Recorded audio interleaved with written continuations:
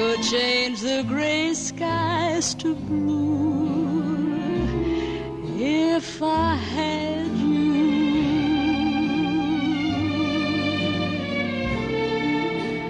I could leave the old days behind, leave all my pals, I'd never mind. I could start my life all anew if I had you.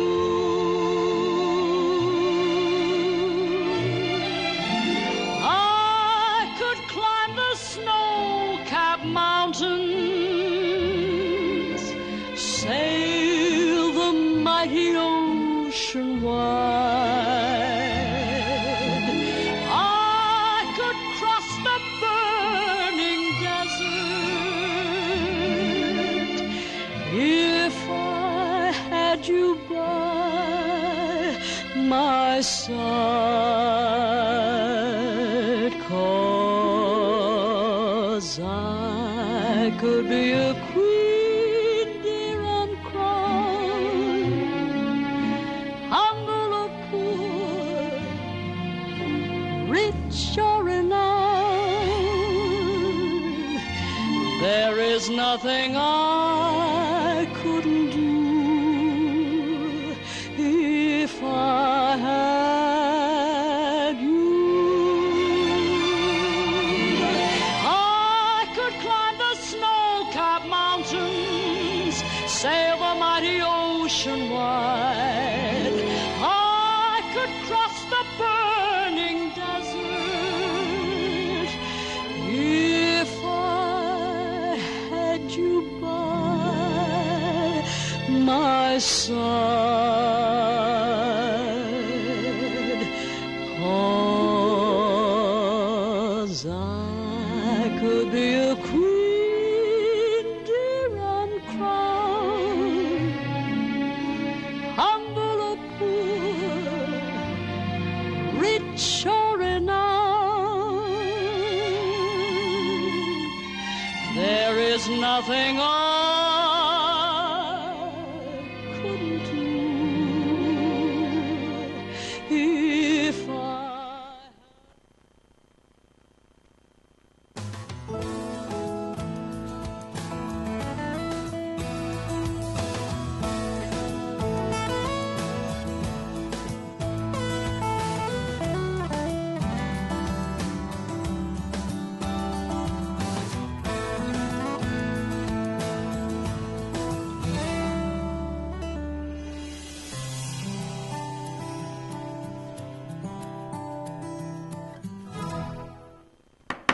Good evening. I call to order the regular meeting of the City Council of Lakewood, Colorado for May 23rd, 2016.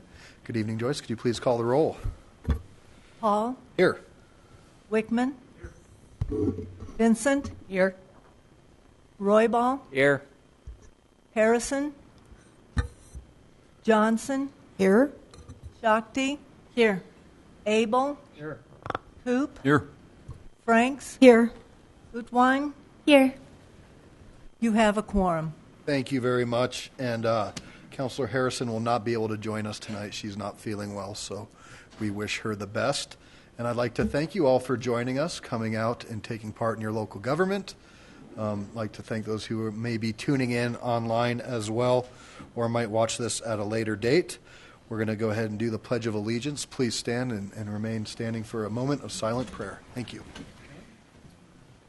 I pledge allegiance to the flag of the United States of America and to the republic for which it stands, one nation, under God, indivisible, with liberty and justice for all.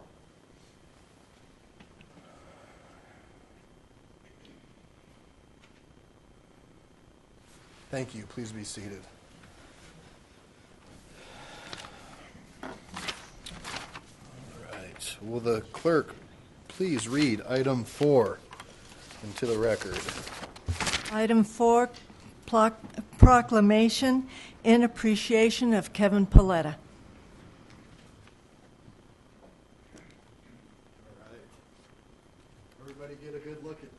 Well, this is a great opportunity, and I'm gonna jump ahead here, and I'm gonna go ahead and read this proclamation because this is a very special occasion, and really appreciate all that you've done.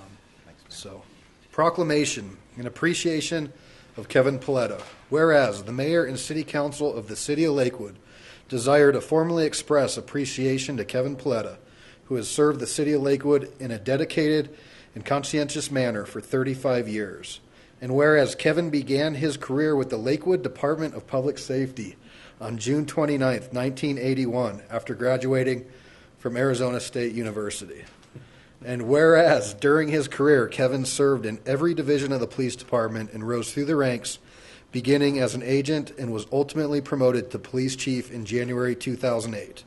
And whereas he has served faithfully to the high standards of the Lakewood Police Department with integrity, intelligence, and initiative. And whereas it is fitting that in conjunction with Kevin's retirement from the city of Lakewood, we formally recognize his many contributions and value to the police department and the city, and express to him our sincere thanks for a job well done. Now, therefore, on behalf of the city council and the people of the city of Lakewood, I, Adam Paul, mayor of the city of Lakewood, Colorado, by the virtue of the authority vested in me, do I hereby proclaim appreciation to Kevin Paletta for his 35 years of service to the city of Lakewood. Thanks, Mayor.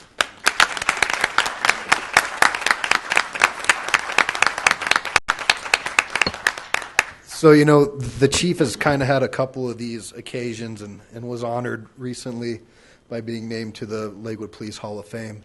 And there was an event here that some of us weren't able to be to honor you, and I heard there were members from all sorts of federal agencies, the FBI, the sheriffs, and people across the community who really respect what you have done. And I thought it was pretty cool. In that proclamation, we talked a little bit about the Lakewood Department of Public Safety, which was what the Lakewood Police Department used to be called in the day.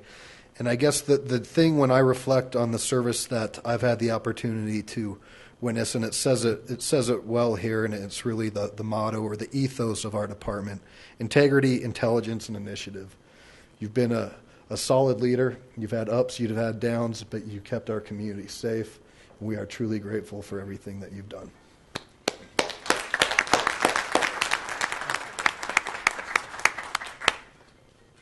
Here's your chance. Thank you, Mayor Paul. Thank you, members of City Council. I appreciate the recognition. It has been a wonderful 35 years. I've been very blessed. I didn't set out to be a police chief. Things just sort of happened that way. I've been fortunate to start with a department that has an incredibly professional group of men and women who serve the citizens of Lakewood courageously and compassionately.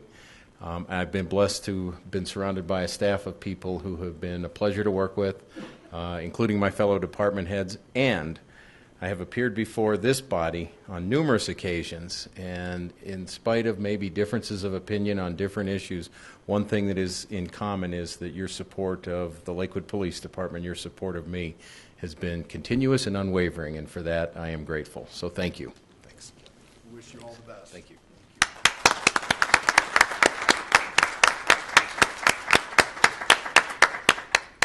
Clerk, please read. I'm going to say item 5 in the record. Item 5, proclamation, Mental Health Month. All right. And reading this today, we have Councilor Shakti. Welcome. May as Mental Health Month. Whereas Mental Health Month has been observed since 1949 to raise awareness of mental health conditions and the importance of mental health. And whereas we are all affected by mental health, and 1 in 5 people experience a mental health condition each year, regardless of age, gender, race, ethnicity, or economic status. And whereas good mental health promotes a healthy community and is essential to the overall health and emotional well-being of all children, youth, adults, and families. And whereas the stigma against mental health conditions remains one of the greatest barriers to improving the lives of all Coloradans through better mental health. And whereas mental illness and substance use disorders are treatable and recovery is possible when appropriate treatment services are available and accessible. And whereas Jefferson Center for Mental Health offers a broad range of services from counseling to wellness programs in a variety of locations for all residents, including youth, veterans, and families to improve lives. And whereas the City of Lakewood is dedicated to improving the health and well-being of its residents by ending stigma and focusing on the integrated role of mental health in our lives. Now, therefore, on behalf of the City Council and the people of the City of Lakewood, I, Adam Paul, Mayor of the City of Lakewood, Colorado, by virtue of the authority vested in me, do hereby recognize May as Mental Health Month. Thank you. Thank you very much. I'm joined this evening by Lisa Fisher from the Jefferson Center for Mental Health. And my community theme this year has been health, and we've focused on a couple different aspects, but we've had the opportunity to go out to the Jefferson Center and really get to know and understand some of the programs that you offer, and we appreciate everything that you do. This is important for us to recognize because it affects a lot of people. So thank you for coming out, and Mike is yours. And thank you for having me. On behalf of the board, staff, and clients of Jefferson Center for Mental Health, thank you for issuing this proclamation and recognizing the importance of mental health resources for our community. Nearly 1 in 5 Coloradoans experiences a mental health condition each year. Mental health problems and substance abuse are the leading causes of disability in America. They are more common than cancer, diabetes, and heart disease. When mental health problems are detected early and treated, people can recover and maintain a healthy and independent life.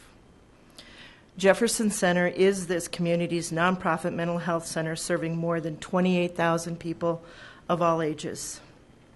We're a proud partner in the Colorado Crisis Services Network, providing 24-hour, 7-day-a-week access to mental health crisis services, including a crisis hotline and walk-in crisis center. We truly value the support of the City of Lakewood, and thank you again. We couldn't do this work without you.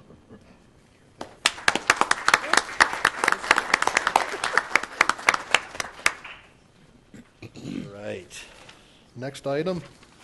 Item 6, proclamation, Building Safety Month. All right, I'm going to invite Ann Hine down, and I think we might have Karen Phillips and Doug Jones.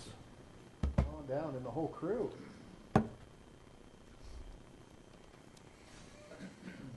Mayor Pro Tem Johnson will be reading this. We have 3 others, too. Come on down. Here. Absolutely. More the merrier. Delnita Frost, permit technician. Kimberly Segura Bates, permit technician. Floyd Miller, plumbing mechanical inspector. Okay, thank you. You ready? Okay. Proclamation, Building Safety Month as May 2016. Whereas Lakewood's continuing efforts to address the critical issues of safety, energy, efficiency, water conservation, and resilience in the built environment give us confidence that our structures are safe and sound. And whereas vigilant guardians of sound structures include Lakewood's building inspectors, plan reviewers, and permit technicians, as well as fire prevention officials, builders, and others in the construction industry. And whereas the international codes, the most widely adopted building safety, energy, and fire prevention codes in the nation, help protect the members of the public in buildings where they live, learn, work, worship, and play. And whereas Building Safety Month reminds the public about the critical role that our local code officials play in assuring us of safe, efficient, and viable buildings. And last, whereas each year in observance of Building Safety Month, Americans are asked to consider projects to improve building safety and sustainability at home and in the community, and to acknowledge the essential service provided to all of us in protecting lives and property. Now, Therefore, on behalf of City Council and the people of Lakewood, I, Adam Paul, Mayor of the City of Lakewood, Colorado, by virtue of the authority vested in me, do hereby recognize Building Safety Month as May 2016. All right. Let's give you a round of applause here. Thank you. And thank you, Ms. Hine, for bringing this to our attention. This is important for us to celebrate because it's such an important part of our community and making sure that our folks are safe, people that visit, people that live. And I can tell you that it's sometimes a thankless job that these folks have. And so we appreciate your dedication to the community. One more round of applause.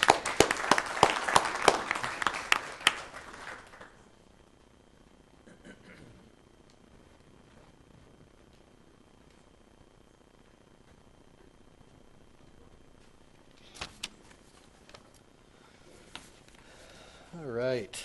So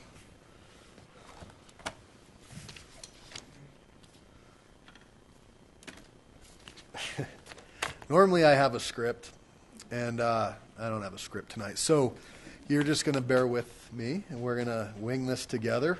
So next portion of our meeting is going to be public comment. This is the moment in time where the public is asked to... there we go.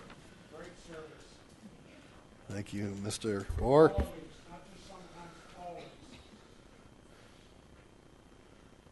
All right. Thank you. How'd you get that?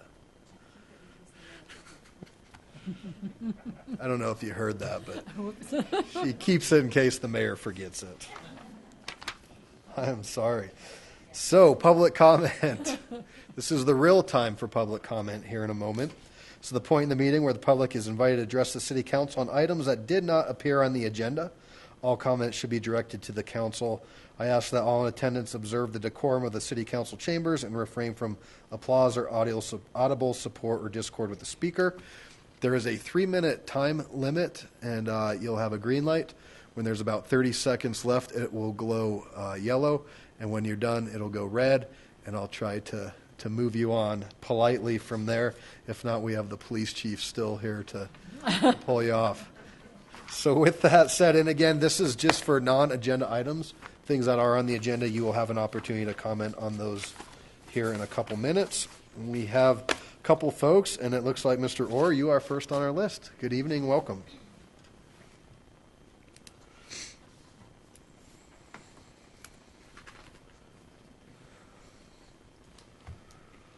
I'm Odell Orr. I reside at 1301 Nelson Street. I would just like to say that the building people have worked with me since I started my project in '97. They've been wonderful.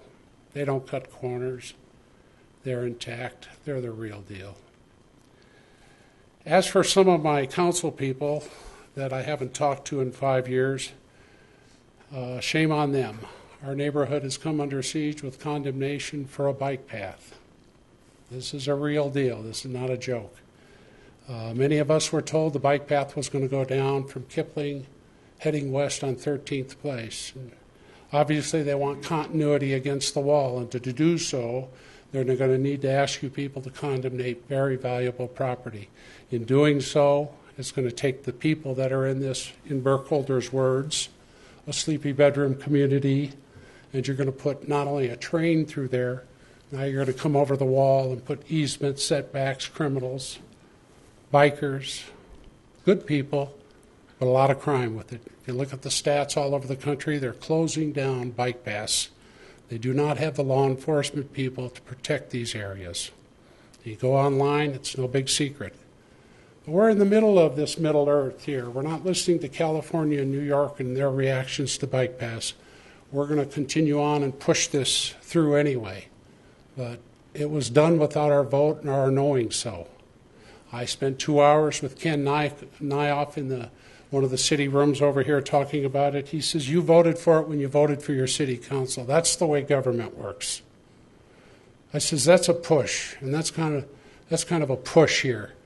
These people have their safety concerns, their privacy, their property values. All of this is going to be impacted, not to mention the condemnation of their property. We have a right. These are life-altering things that we have to bring up, and it would have been decent of the city not to resort to World War II Gestapo tactics in doing this. It would have been nice if they did what we have to do when we want to do a liquor store or a change. We have to notify 500 people around us and say, let's go have a city meeting and talk about it. It would be nice if they would have let us know that they're going to run this through our backyard and they were changing the plans without us knowing it. And I just hope you come to your senses and let us have our say and work this out with us in a proper way. Charlie Abel was not aware of it. I mean, nobody was aware of it. So we thought this was cut and dried, but please reconsider and open this back up for public view. Thank you. Thank you, Mr. Orr. Appreciate it. Mr. Chisholm.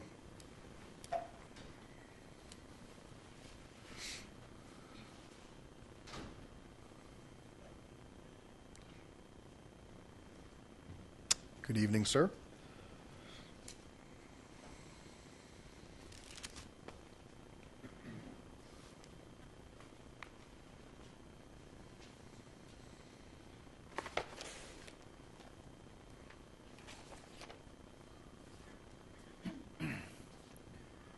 City Council, Mayor, ladies and gentlemen, greetings. My name is Jay Chisholm. I'm a property manager and also a structural engineer. The City of Lakewood gave my electrician a permit for my remodel. Now they refuse to give my general contractor a permit to finish the job. This is my set of permit drawings. So in here is an electrical permit for my remodel. This was installed last year at the cost of about $60,000. This shows a remodel and expansion of this building. Last year, I prepared structural drawings for the replacement of the front wall and the new roof. I was not sure that I needed a permit for a replacement, however. This year, I made the mistake of building part of the wall, part of the front wall, without a permit, and I am sorry. These are the plans and calculations that I used that I gave to Lakewood for a permit. Now they said to first take the plans to West Metro Fire, which I did. The fire marshal looked at the plans and he said that I did not need a permit. Then I took the plans to Lakewood and they looked them over and stamped them approved. Got builder's copy, as you can see here. At this point, Marty with the building department came out and handed me this copy. Flood management ordinance, floodplain management ordinance. This says that I must move the wall back 6 feet so that the water can flow in front of the building. What water? This is a transcript of a meeting I had with Marty. According to the ordinance, I am on a strict budget of how much of my own money I can spend on this remodel. As it turns out, there's not enough money in the budget to build anything. The project must be abandoned. According to the ordinance, I am allowed to apply for a variance. Marty said this is not an option. This means that 1/2 of my $60,000 investment in a new electrical service must also be abandoned. Why was I not told of this ordinance when I was given an electrical permit? I considered the electrical permit to be a green light for the project. In conclusion, the City of Lakewood gave me an electrical permit for my remodel, and now they refuse to give my general contractor a permit to finish the job. Can someone help me? Thank you. Thank you, Mr. Chisholm. Randy Look.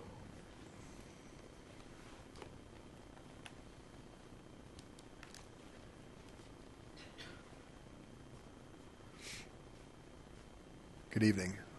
Hi, I'm Randy Look, architect.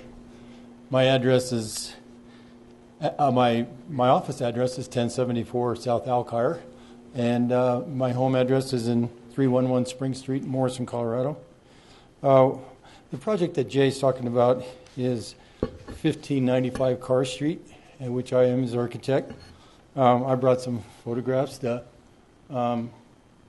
show the council of the progress that's been made on renovating the old Lakewood lumber. It was in bad disrepair, and what Jay is trying to do is to bring it up to safe and usable structure. So this is at a distance. You can see the second floor where they used to store the lumber. The walls have not been taken down yet. And here's a close-up of the wall that Jay is talking about, which is, he's been told needs to come down. That wall was built to replace the wall behind it. It is 6 feet away from the existing wall, and the city would like to have him take that wall down and move it back to where the existing wall is. I want to show examples of walls that are closer. In the distance, you see there's an existing wall that would impede the traffic, the water, if it was to flow along the building. So taking that wall down and moving it back 2 feet or 6 feet wouldn't really help. Why would you move it back 6 feet when the building footprint is actually only 2 feet back? Because there's a structure of holding up the second floor is actually part of the footprint. That patio is part of the footprint. Here's a close-up of that wall. It's in the east-west direction of the flow of the water that would come down. Even if we did move the wall, there would be that wall to obstruct the water. And further on down to the east is an existing wall that sticks out about 20 feet into the property. So why would moving that wall back 6 feet really help the flood situation?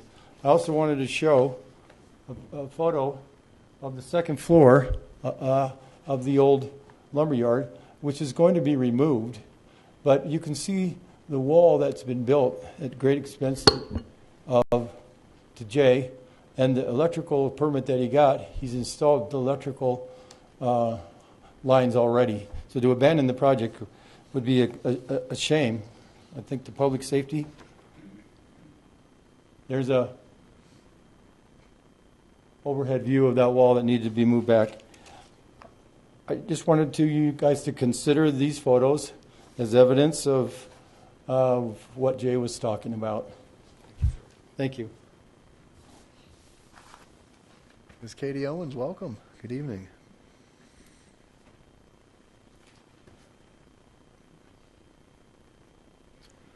Hi, I'm Katie Owens, and I live at 1770 Nelson Street, and I'm with the Miller Heights Neighborhood Association.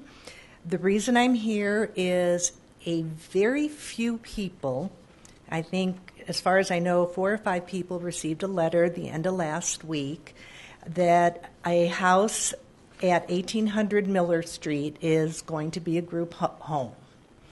And the letter informed them that this is a done deal, basically. It doesn't require a public hearing and has been approved. And obviously there are many people who are very upset about this, especially a young couple I talked to the other day who moved here from out of state about 2 years ago, did a beautiful remodel on their house, and now they're going to look out the kitchen window directly across the street from them. And they had no idea that that could happen. We have a lot of questions. There's a lot of rumors and misinformation because we don't know anything. We're being told that it's going to be used for senior citizens or disabled senior citizens. we don't know that for sure. There's rumors, just rumors going around. If they're saying it's going to be used for senior citizens, could the owners, the new owners of the home, change their mind in a couple months and decide to have it be a group home for a different population? We don't know. I've tried to find out if anybody from planning has taken a tour of the house itself. I took a tour on Saturday, and it is a large home. The basement has about 6 or 7 bedrooms down there. The only access to the basement is down a steep stairway. There's no other way in or out. There's a kitchen down there. Everything about it to me seems very unsafe. It seems very unsafe. I think, I don't know if they're going to keep the kitchen or not. I have a lovely older relative in my family who in the past 2 years has set the fire smoke alarms off at her retirement center. This happens, and I don't think it's set up. I just don't think it's safe, and neither does anybody else. And again, we just don't know. And we would really love it's St. Anthony's of Padua Homes out of Broomfield, I believe, is wanting to purchase the place. And we would like more solid information. And generally speaking, I sat here about a year ago and heard another citizen talk about a group home that went into their neighborhood that they knew nothing about, and they talked about the traffic and the parking. And I sat here and I said, A, glad it's not my neighborhood, and B, certainly if this is happening throughout Lakewood, City Council will do something about it. So we would like, this is not a transparent process at all.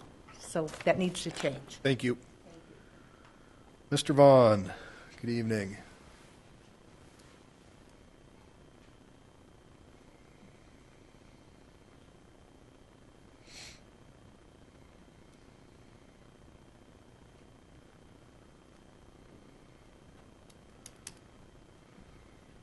My name is Newt Vaughn, and I live in Ward 5. I want to compliment 5 councilors here for voting the way they should on a contribution to the Lakewood legacy. Councilor Wickman, Councilor Roybal, Councilor Johnson, Councilor Abel, and Councilor Franks. Franks voted for the right reason to represent our people. We were told at the time there was a surplus of funds. Then I get this in the mail. It tells me the stormwater tax has been raised. Now, why don't we use that surplus of funds to cover the stormwater tax and quit giving our tax money to something that government has no business getting mixed up in?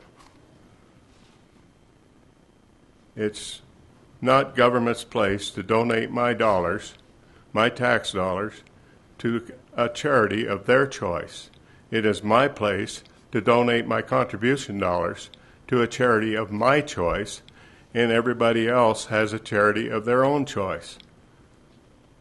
It's not government's place to help companies or anything else bail themselves out of trouble. Government is to provide services that we pay tax dollars for. So use your surplus money to pay your stormwater problems and quit billing the taxpayer for more. The next time tax increases come up for a vote, people think about what you're doing before you give them more money. Thank you. Thank you, Mr. Vaughn. Nicole Bopp. Good evening. Council members, thank you for hearing me tonight. My name is Nicole Bopp. I live at 10420 West 13th Place. My husband and I are new to the city of Lakewood. We bought a house in 2014 in this community.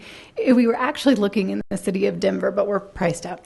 And we decided to look in Lakewood for a couple of reasons. And the primary reasons we wanted to look in Lakewood is, one, it felt accessible. Civic engagement is something that we value very highly as a young and energetic, bright-eyed, bushy-tailed young couple.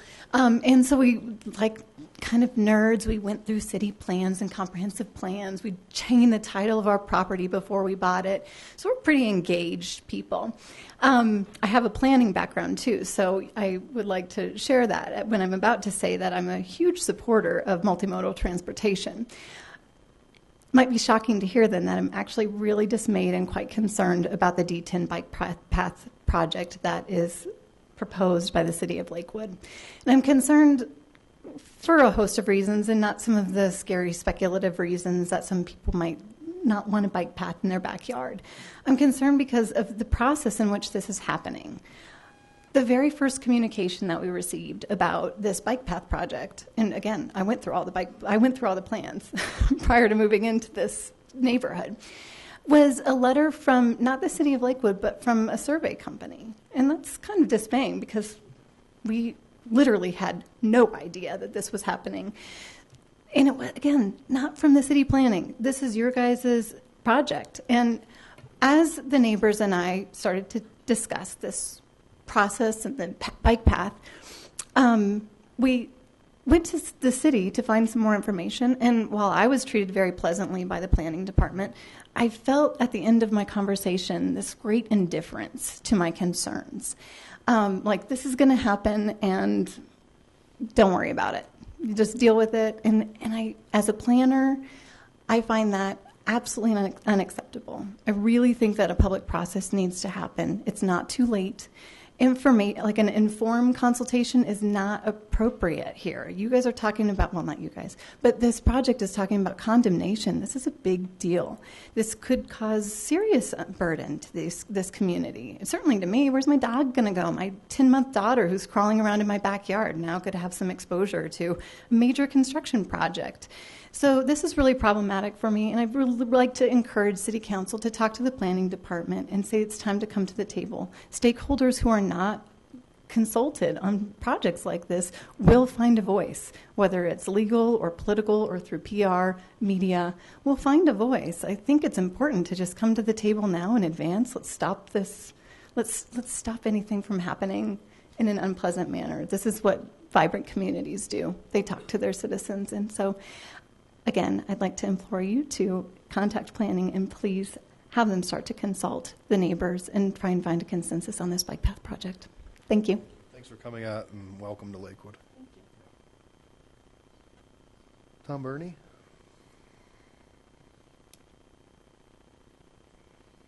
Good evening. Good evening. My name is Tom Burney. I live at 10400 West 13th Place, and I'm here to talk about the D10 multi-use bike trail. I think Nicole did a great job explaining some of the concerns that the neighbors and the residents have. And I want to give you guys a little bit of context about what this project actually entails. So this project stretches from Oak Street Station through Kipling on the north side of the light rail tracks. And through this stretch, there are currently 20 properties.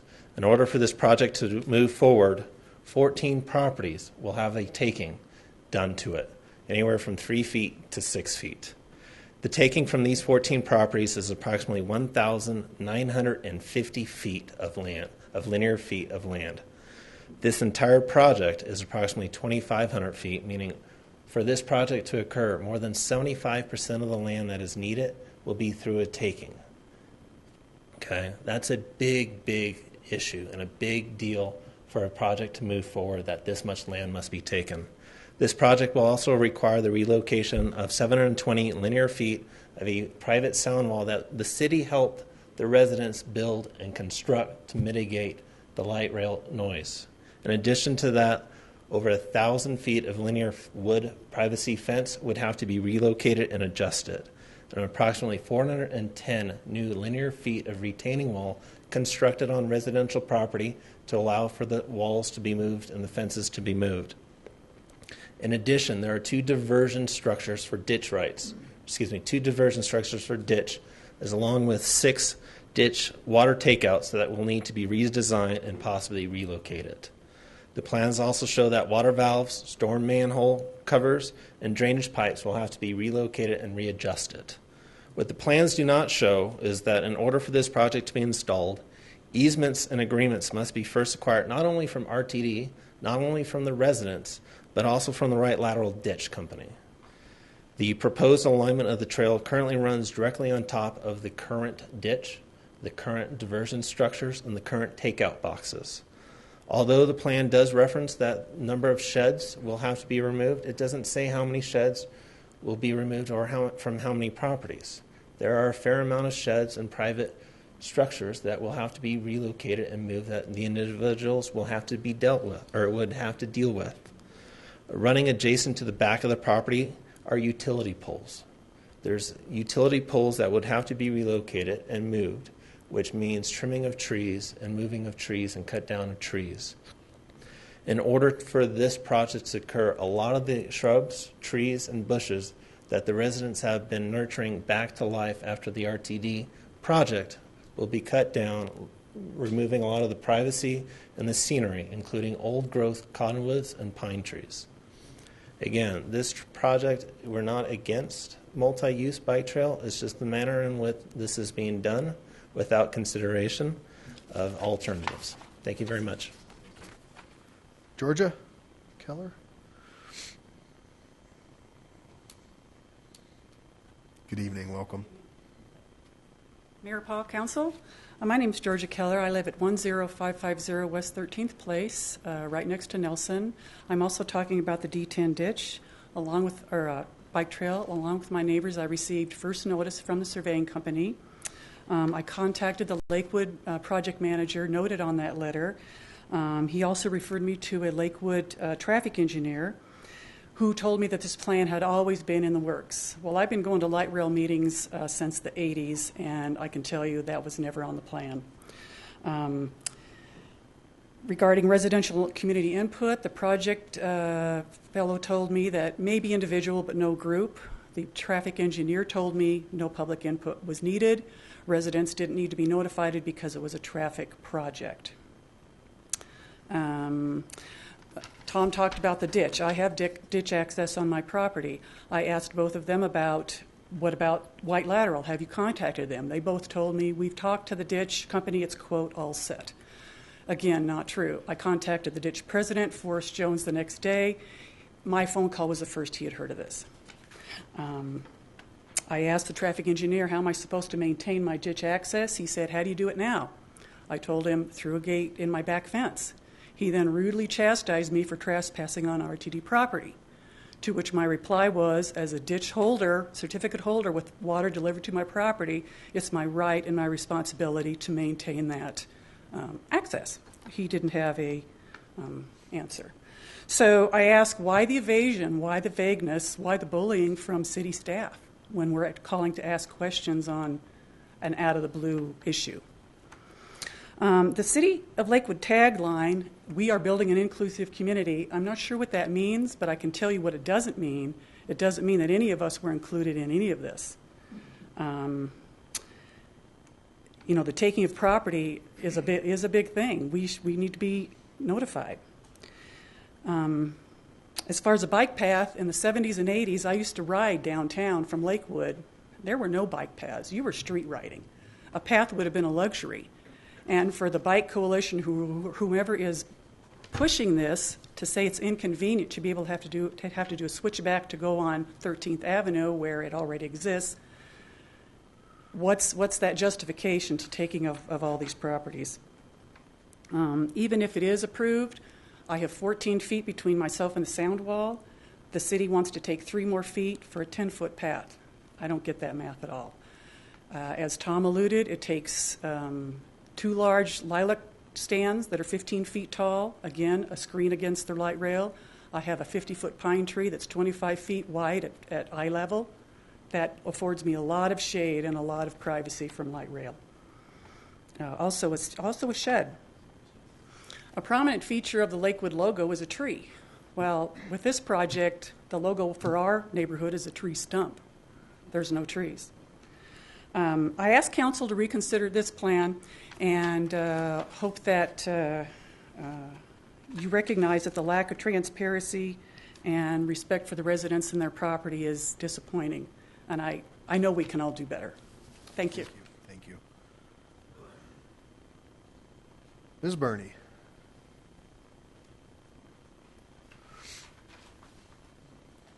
Good evening. Hello, I am Nicole Burney, the better half of Tom. The better. That's payback for the Ward 1 meeting. I also live at 10400 West 13th Place. I've lived in Lakewood for 20 plus years. I'm not going to give you an exact count because I'm a little weird about that. But I like living in the city of Lakewood. I like how open it is. I like how collaborative it is. I've been to a number of government meetings for the RTD and some other things. I went to the bicycle trail assessment meeting May 12th that the city personnel put on, and I thought it was a fantastic meeting. They had maps. They laid it out. They said, you guys ride the trails. Let us know what you think, what you want, what you're looking for. You're out there every day. I thought it was fantastic. What I'm not seeing is that happening with the bike trail that they're proposing behind our house. Or they're not proposing. They're telling us it's going to happen whether we like it or not. I'm not opposed to bike paths. My mother's house is down by 285 in Hampden, and they have a lot of bike paths behind their houses, and it works. It's nice. Unfortunately, with this bike path, it's not going to be a bike path. It's going to be an alley. There's a cement wall on one side, a cement wall on the other side, fences, wire posts. Quite frankly, it's not very scenic. Lakewood is a very scenic community. This is not scenic. This is an alleyway. And I'm really concerned about the safety of the people riding. There's not going to be an outlet. It's going to be several blocks long, and if you, heaven forbid, crash on your bike, there's no way of getting out unless you travel X number of blocks forward or X number of blocks backwards. It doesn't seem to make sense to me. I'd really like it if the city of Lakewood could reconsider and take a more open and collaborative approach to something like this. And showcase the parts of the city that are beautiful and scenic and the neighborhoods and communities that we have that are so fantastic that we all want to live here. Thank you. Miss Ann Johnson. And I guess, Katie, while you're coming up, Katie, you're leaving, we will have somebody reach out to you. And yes, absolutely.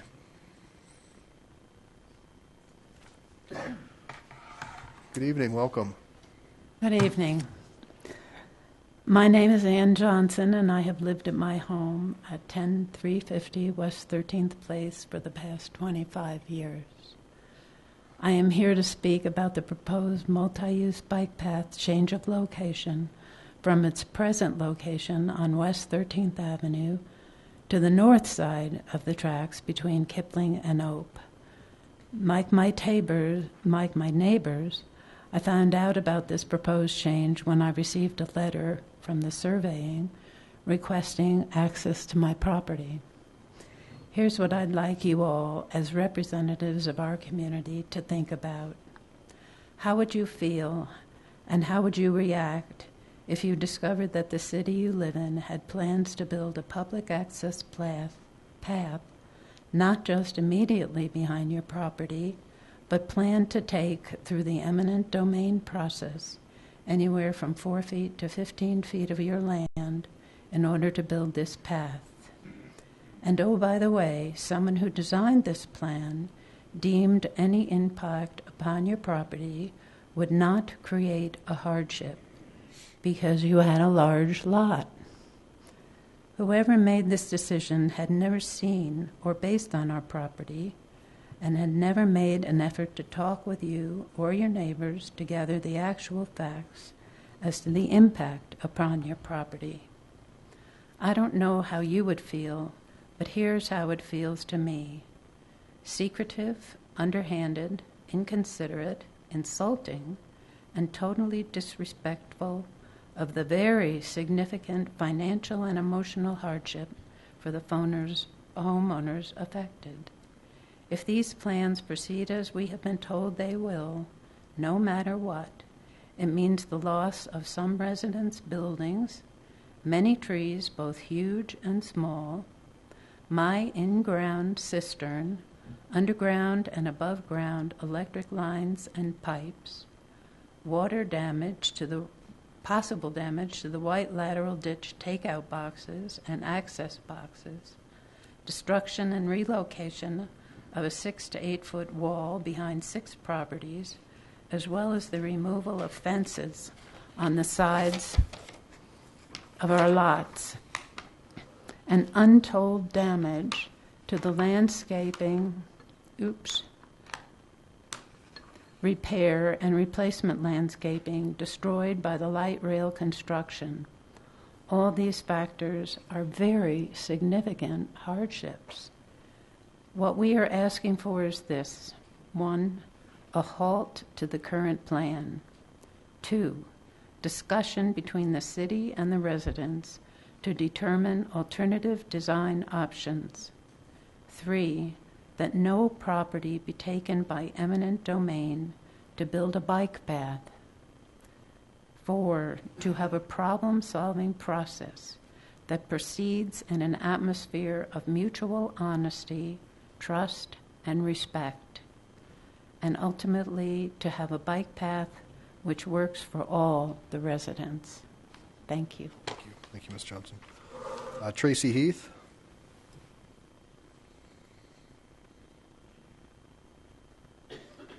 Good evening. Welcome. Good evening, Mayor, council members. My name is Tracy Heath. I am the pond supervisor for Lakewood Heights Mutual Water Company and also the vice president for the White Lateral Ditch Company. Here today to also talk about the concerns and the relocation of the 13th Avenue bike path. Where the city wants to go ahead and put in a new bike path, this is where White Lateral Ditch is located, along with takeouts for property owners and where the head gate to Lakewood Heights Mutual Water Company is located. The ditch supplies water to approximately 85 houses on the White Lateral Ditch and 26 homes in the Lakewood Heights Mutual Water Company. Being the pond supervisor, I require access to the head gate at least 3 to 4 times a week during irrigation season to keep the vault free from debris, sediment, and to adjust the water flow. The proposed path is to be a concrete bike path that will potentially cover our head gate and clean out vaults. Alarmingly, it was brought to our attention that ideas included completely paving over access points for our ditch, moving our concrete cleanouts onto the private properties on the north side of the proposed path behind a concrete wall. This will create a huge restriction and inconvenience for us as well as the property owners. The owner that I would have to deal with, she has a dog, and it just happens to be Ann Johnson's yard, and I would have to make an appointment with her to get in and out of her yard. And depending on what time I need access to the vault or the head gate, it could be early in the morning or in the afternoon, after work, at night. Depends on rain conditions, when I have to adjust the flow of the water coming into our pond. And it would make it almost impossible for us to do what we're doing now. We are concerned with the potential for further trash and debris to get into our vaults from the traffic on the path. I currently live at 14 Lakewood Heights Drive, just along the path east of Kipling, and deal with the problems of trash, beer cans, hypodermic needles, graffiti, kids jumping over the fence, cars driving on the path, and the homeless on the opposite side of our fence. I'm sure the property owners there do not want to have those problems in their backyard with the relocation of the bike path. White Lateral needs access to periodically clean and flush out the pipes as well. It was mentioned that the vault covers will be changed to a stainless steel design. We have safety concerns when accessing these covers, not only for us, but for bikers as well, as the vaults will be located right in the center of the path. We also have concerns with they plow the path in the winter, what's damage is that going to cause to the vaults that are currently there. By concrete in the ditch, it would also hinder the ability of White Lateral to sell shares to property owners that currently do not receive water from the ditch. There are several houses along the path that do not receive water, and it pretty much denies us the opportunity to sell them shares if they so desire if some of the property is sold. The ditch has been in place since 1874, and according to Colorado water laws, would supersede any plans that the city has of restricting our access. We too only recently found out that this project was in the works when we were contacted from a property owner on the ditch. As Georgia stated earlier, She had asked the surveyor about the ditch and was told a light rattle had been contacted when in fact none of us had. Request to be given any information concerning this project and further updates, also exploring other options of leaving the bike path where it currently resides, and we're looking forward to working with the city on this project. Thank you. Thank you very much. Rachel Kohler.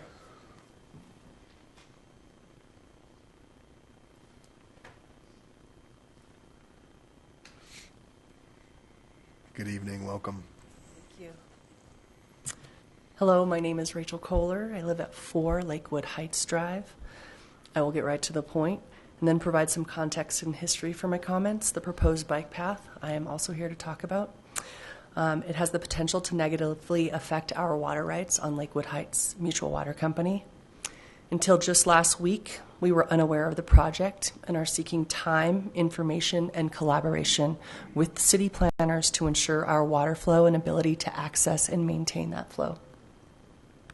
I represent the board of Lakewood Heights Mutual Water Company, which is a group of some 32 shareholders. Our ditch water feeds from the White Lateral Ditch. In a general sense, our pipe or ditch, which of course once was an open ditch when it was first established, now runs from north of 13th through private property of both residential and commercial, under city streets and city sidewalks, all of which came after our water rights were established. We are a neighborhood of homesteads built in the 40s before Kipling or even Colfax existed or was paved. I have a really cool aerial photo of that if you'd like to see it sometime. And certainly before this beautiful city of Lakewood, Colorado looked anything like it does today. But the fact remains that the beautiful job we're doing in building this city is encroaching on a very unique residential property and, again, our water rights. I assume many of you are at least familiar with basic water law here in Colorado, which assures that water rights do supersede all else, and we are concerned that the negative impact to our water rights will cost the city much more in the long run if the proposed bike path and engineering does not plan for this prior to construction. I assure you that we, as a community, see a great benefit in connecting our neighborhoods to light rail and connecting to existing path development that has already happened in Lakewood. We wish for a pedestrian and bike-friendly community. We simply and respectfully ask for a definitive and collaborative plan to protect our rights. We're committed to open communication and collaboration, and we are also confident in the transparency of city planning and city council, and that is your intent for future community developments to ensure positive outcome for all parties. During the widening of Kipling Street, our community group, specifically at Lakewood Heights Drive, experienced great success in working with city planners. Many of you might be familiar with the holding pond that we have just south of Colfax that runs along Kipling.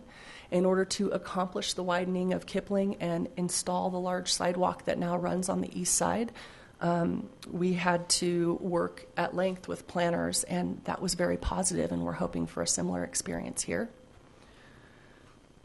In closing, as the Vice President of Lakewood Heights Mutual Water Company, as of today, I wish to be of record that our concerns are noted.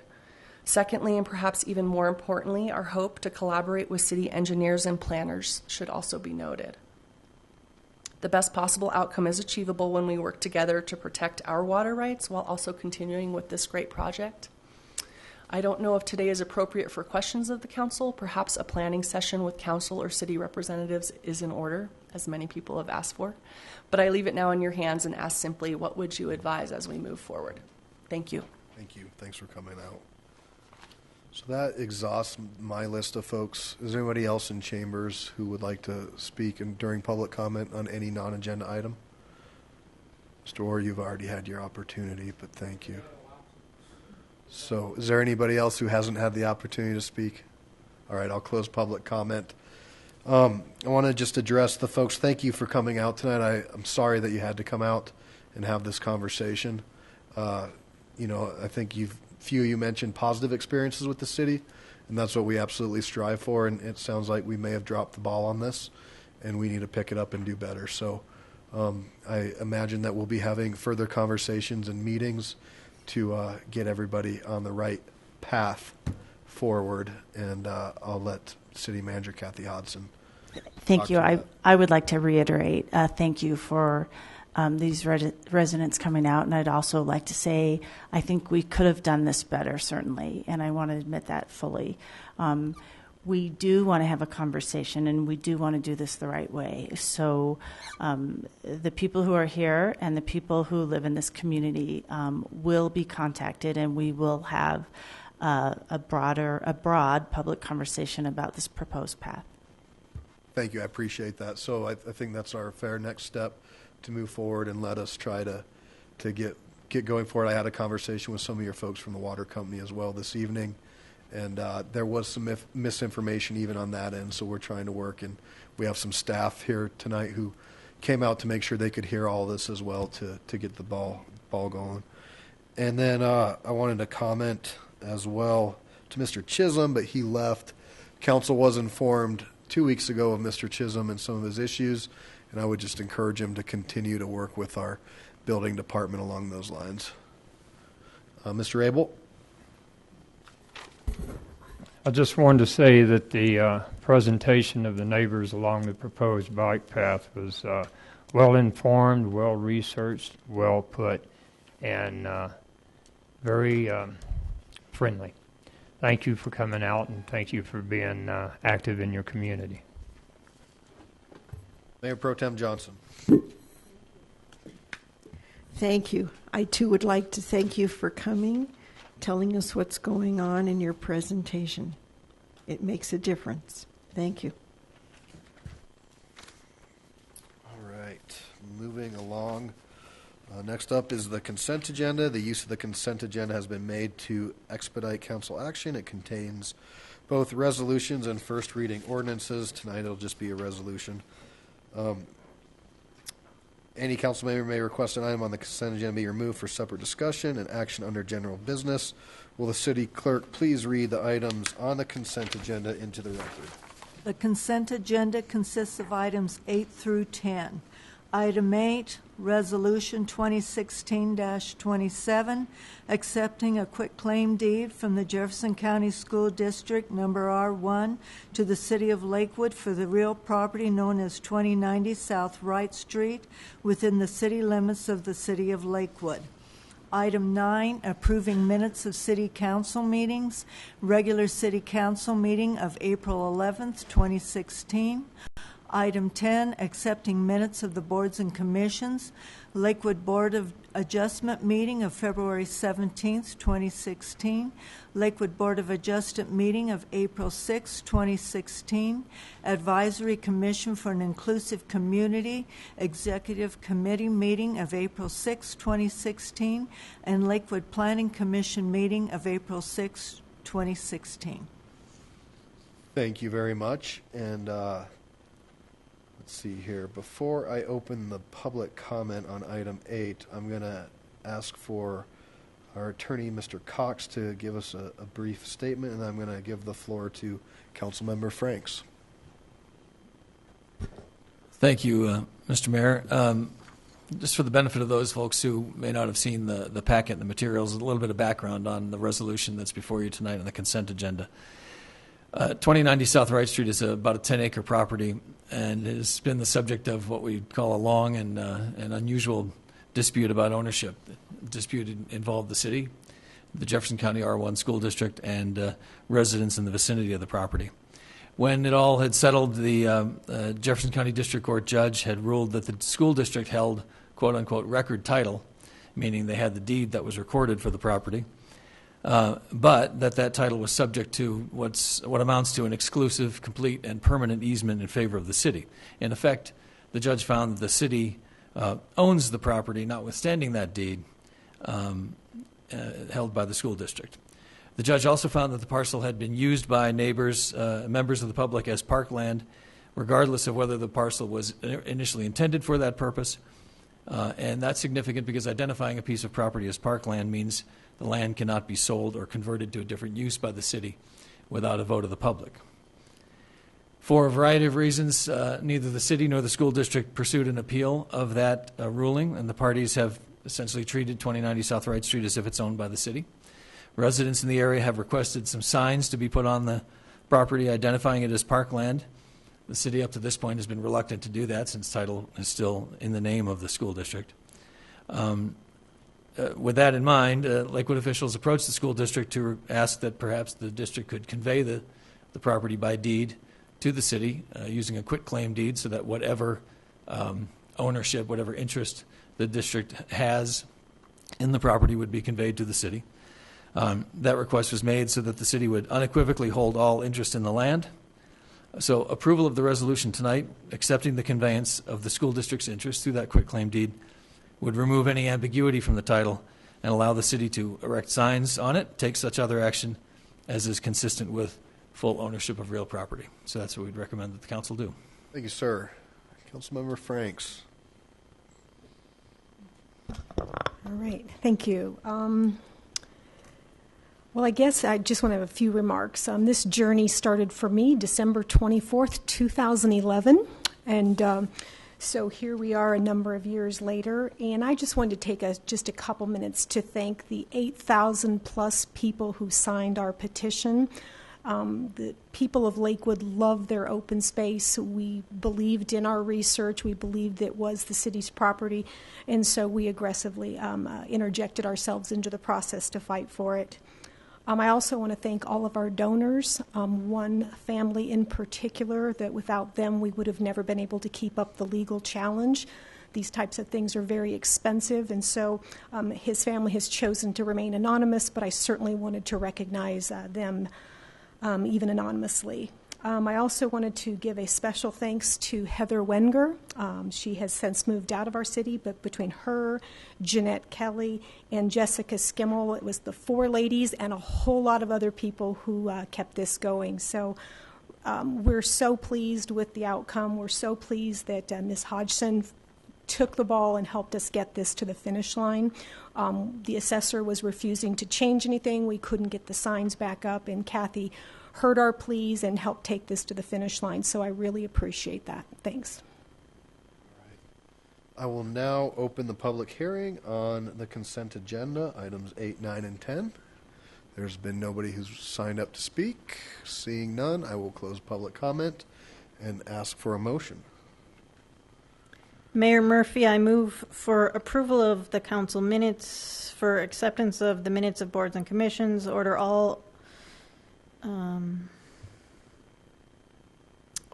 and adoption of resolutions, all of which are included in the consent agenda items introduced into the record by the clerk. Did that work? It worked, except for the mayor's name. We must have an old version. I found it under the desk. So you didn't have your script either. No.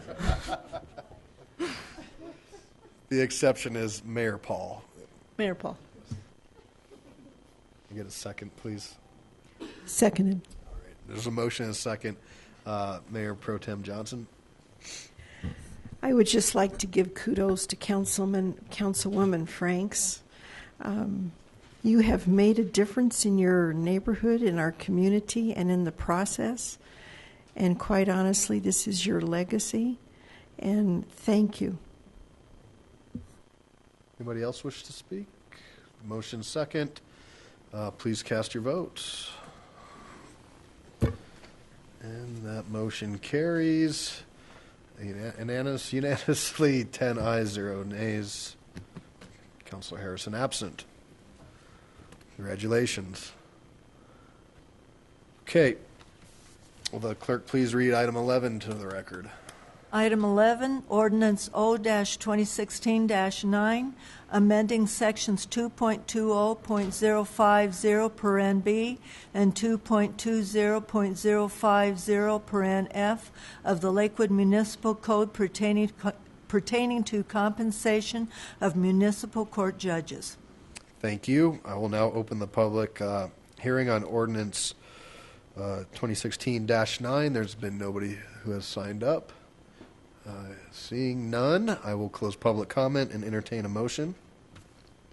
I move for adoption of Ordinance O-2016-9. Second. Motion and a second. Councilor Wickman. Yeah, I'd like to take the opportunity to make a philosophical statement. Obviously, the judges are deserving of pay raises, and I have no objection to that part of the motion. However, as an observer of the political scene, I've noticed in the last year with the rise of Bernie Sanders, Donald Trump, people like that, it appears the middle class is very upset.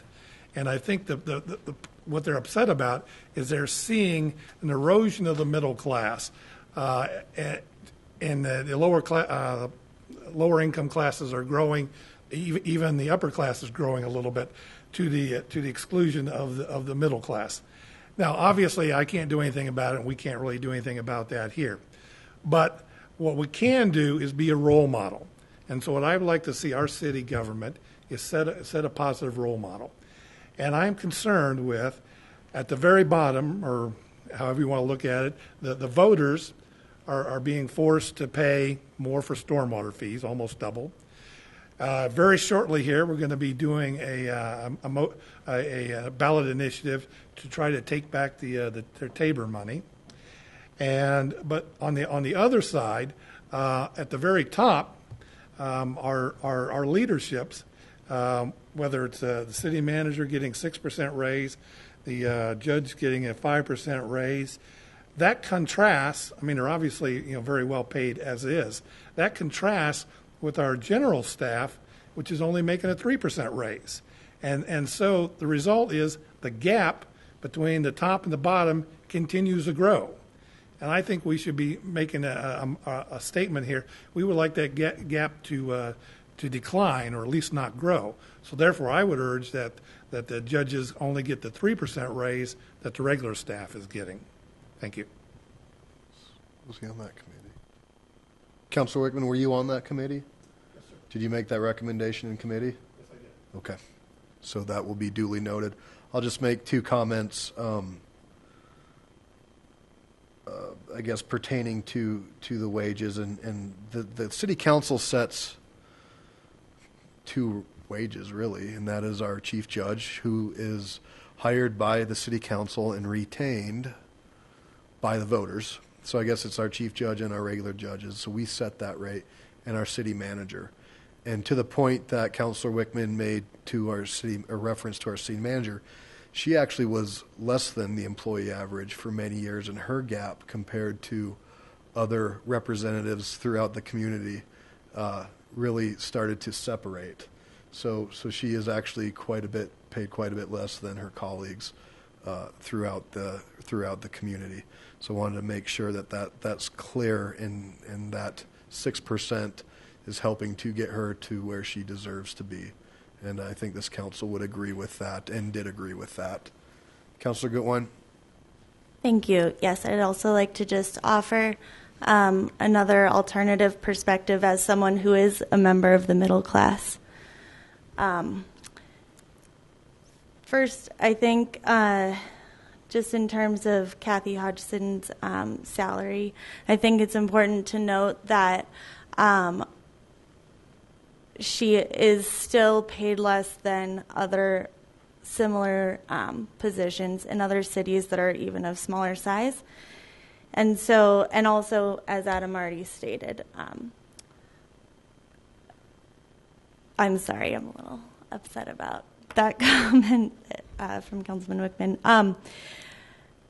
She's seen less of a raise than the rest of staff for many years. And then in terms of being an example, I think that we do set some policies that can benefit the middle class, and that we have things like looking at what we're doing for our nonprofits, like we did with charitable giving, and the voting to support programs that help people who are not in such a financial situation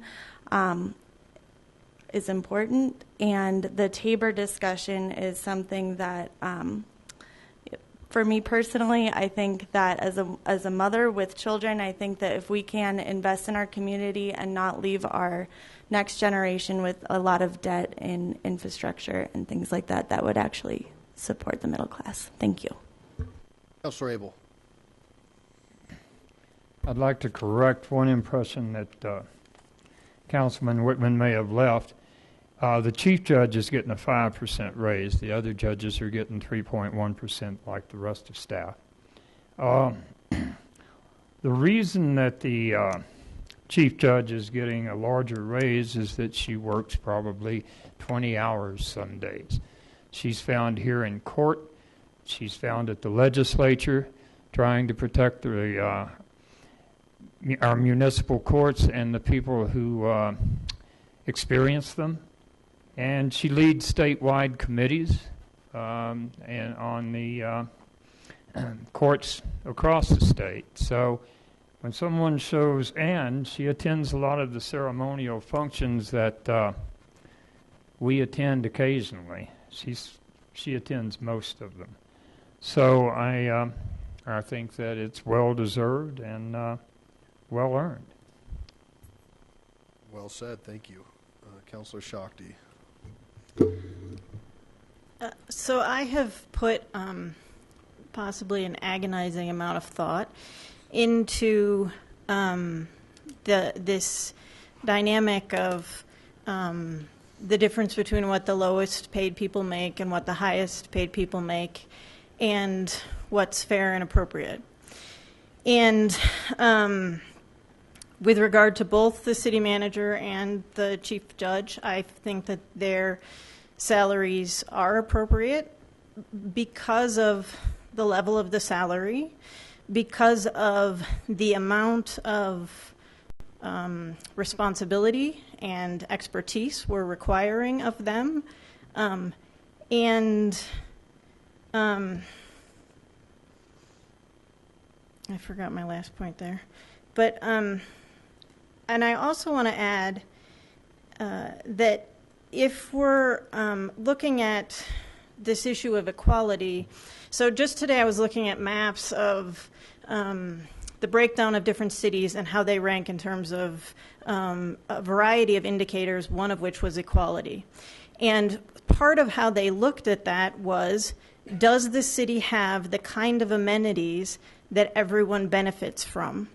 And so some of what the Tabor money or the stormwater money or the money for parks, what it goes to is to create a community where everybody who makes all different kinds of amounts of money has equal opportunities.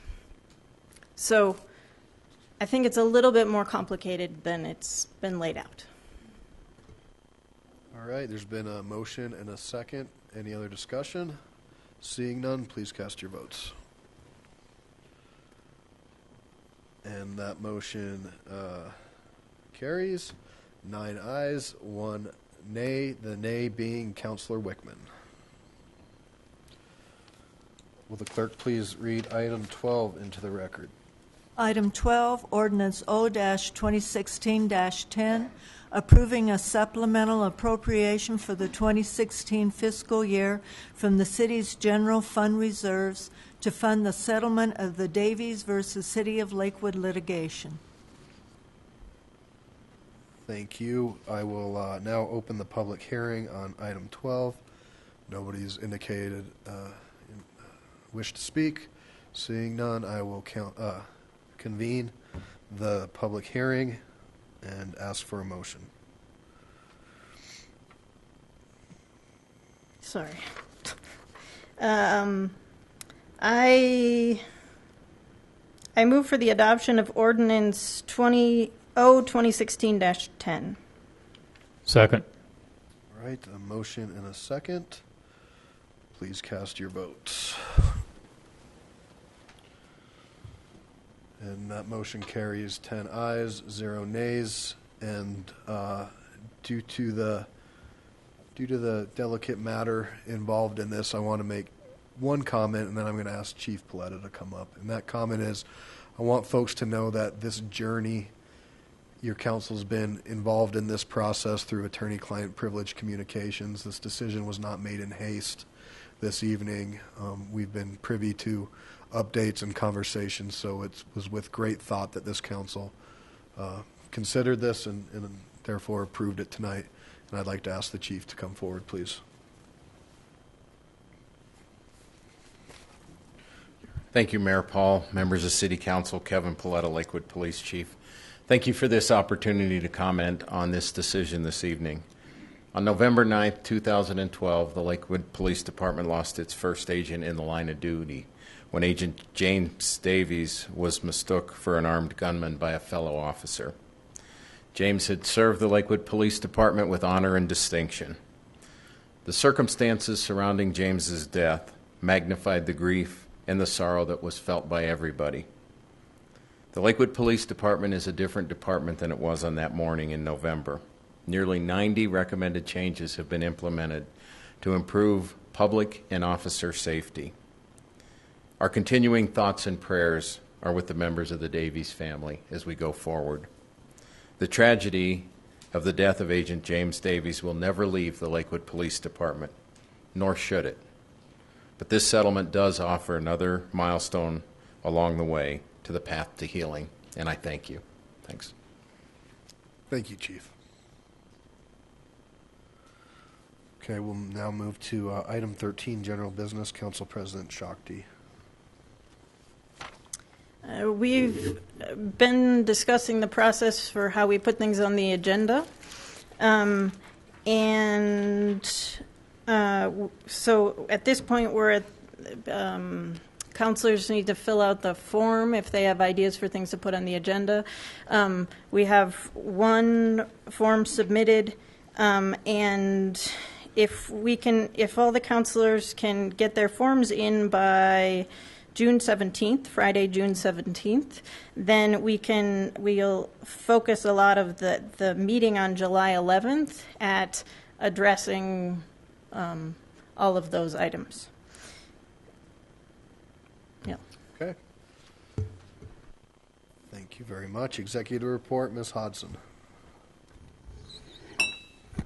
I only just have a reminder, because of the Memorial Day holiday, we don't have a meeting next Monday. Our next meeting will be June 6th. It's a study session. We'll have a presentation regarding the sustainability plan, and we will also have our second conversation around background and information around the Tabor situation in the city of Lakewood. That will be June 6th. Thank you. Thank you. So we'll go to council reports. A couple things. We are doing a survey based on information that came out of our sustainability plan. So there's a survey coming out pertaining to trash hauling. Don't be alarmed, please. It's just trying to gauge more information as to what's going on in the city, how things happen. Do you recycle? Do you not recycle? Do you want to recycle? Things like that. So that will be coming out, and be aware that you may be the lucky person who gets that. And if you do, please fill it out. We would greatly appreciate your feedback.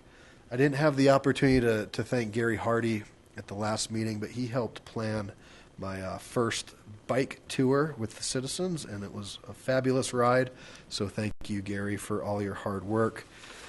And then 40 West Arts is bringing live performances to the Lakewood Wadsworth Light Rail Station. So if you remember when the city put that station in, they added a plaza to try to make it more amenable to folks, to people, to gathering, to being a community. So this Wednesday night from 4:30 to 6, Rockley Music's Youth Wind Ensemble, Big Band Theory will be performing. So if you get the opportunity, please come out and see them. This will be the first of many this summer, and it's an opportunity in a unique setting to try to build community and be together as one. So that is all I have. Mayor Pro Tem Johnson? Yesterday I was invited to Buddha's birthday party. I'd never heard of that. It was at the Buddhist temple on Morrison. And Buddha is 2,016 years old as of yesterday. And the people in that community are the most beautiful people I've ever met. They're lovely, they're warm, and I just want to thank them for including me in their community. Council President Shakti. Yeah, some fun events on the calendar.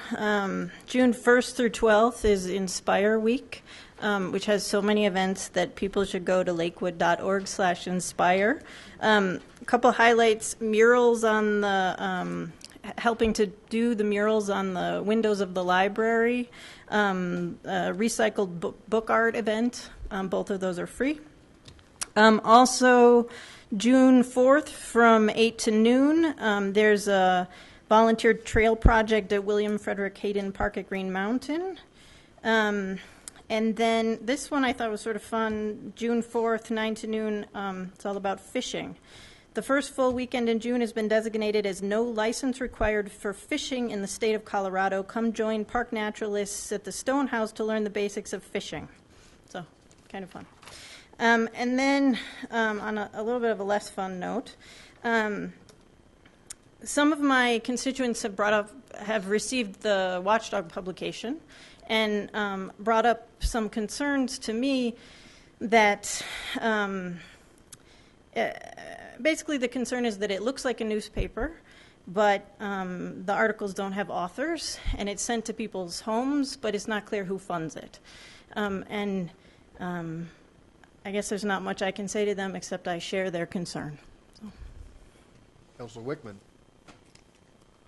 I assume Councilor Roybal will talk about Memorial Day, so no report. Councilor Vincent.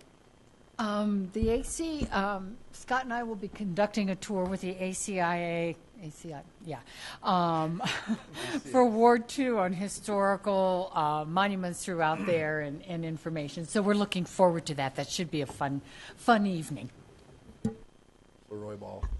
Just a quick reminder, we are having our World War II veterans rededication at the new Lakewood High School on 9th and Kipling at 10 a.m. on Saturday. Please come.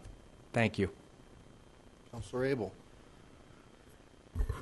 I would like to thank Councilor Roybal for what he does for our veterans.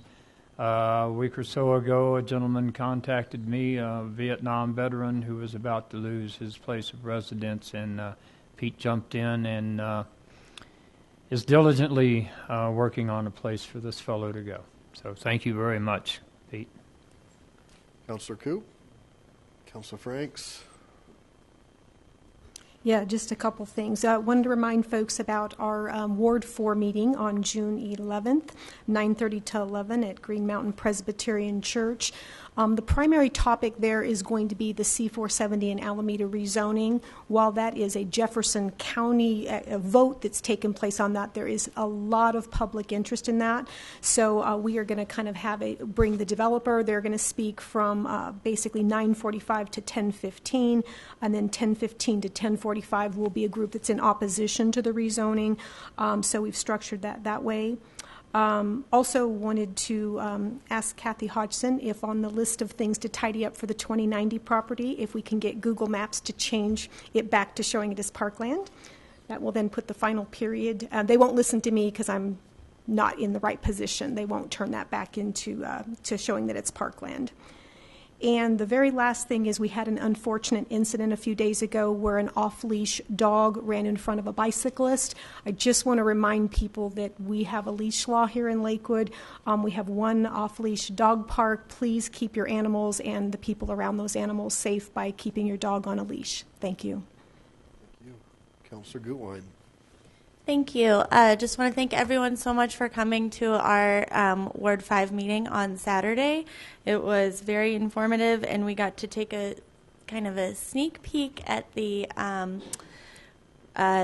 retail study that's being done, and we're really excited about that. And if Karen were here, she probably would have mentioned this, but the Starbucks is now open on the corner of Jewel and Wadsworth, which is kind of a huge deal.